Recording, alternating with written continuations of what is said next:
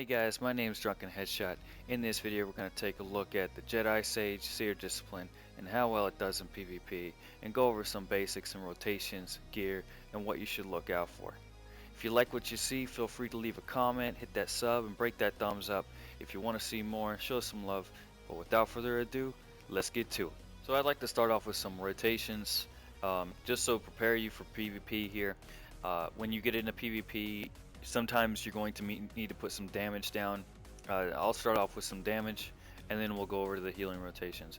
But your main focus when you're in PvP, just remember this: you're always going to be healing first, damaging second.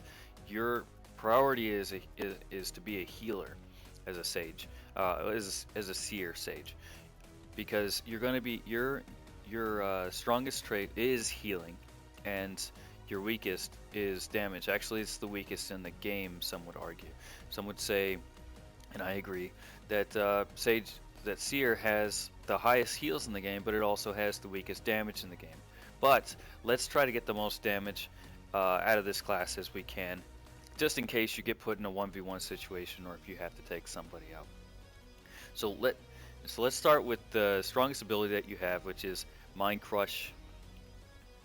It does significant amount of damage over time, and then you have Weaken Mind, and then you're going to go to Telekinetic Throw into a project.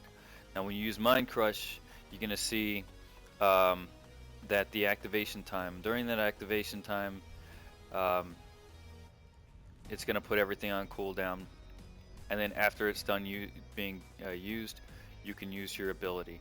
Now I like to use Weaken Mind right after Mind Crush, just because it activates instantly, and then Project right after Telekinetic Throw because it activates instantly, and then I follow up with the Force Slow. And you can use Force Stun if you need to, if you have CC immunities on cooldown.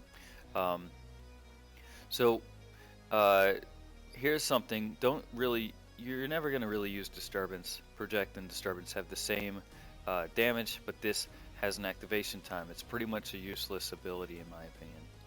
So that's it for the damage.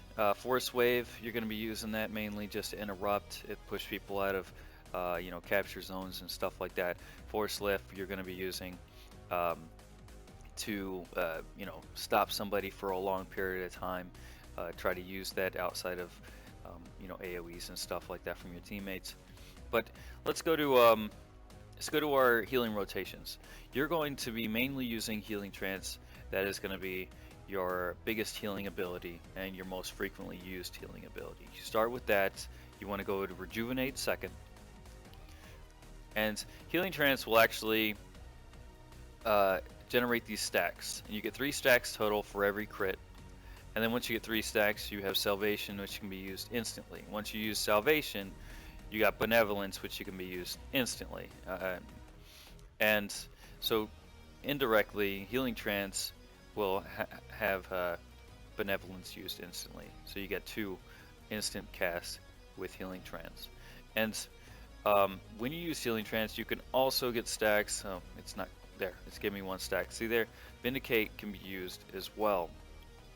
It's an instant cast no matter what, but it can be used without repercussions. You don't have the force regeneration rate debuff, and it'll also I think it restores more force. I'm not sure, but yeah, I think it does. So you want to use this as well. You're going to be burning through a lot of force, and you want to keep that bar at a safe and manageable level. So every time, just because you have 3 stacks, let's say this was flashing, just because you have 3 stacks doesn't mean you have to use Salvation every time. I would say, let's say you do have 3 stacks. Let's say you have 3 stacks. Use 1 stack of Vindicate, you know what I mean? And then once you get those 2 crits, wow, I'm really unlucky today. Yeah, if it wasn't for bad luck, I wouldn't have any luck at all. So okay, let's get 3 stacks, okay, and if you use one Vindicate, let's say, I use Healing Trance again, boom, Salvation's back up. You can literally keep this up the whole time as much as you want. Even if you use 1 Vindicate, try to keep that bar to a manageable level and you're good. Force Min will heal yourself. Um, then let's say you absolutely have to use Deliverance and Salvation, or one or the other, or both, but you're not getting enough crits like me right now um, from Healing Trance. You can always keep in mind that you have Mental Alacrity and Force Potency. These two really help. Force Potency, if you really want, you can use this to get crits from your Healing Trance to activate Salvation instantly, or you could use Mental Alacrity to help out with activating Salvation as well. One or the other. It would probably be better to use Force Potency, but if Force Potency is down, you can use Mental Alacrity to activate your Salvation. Deliverance as well.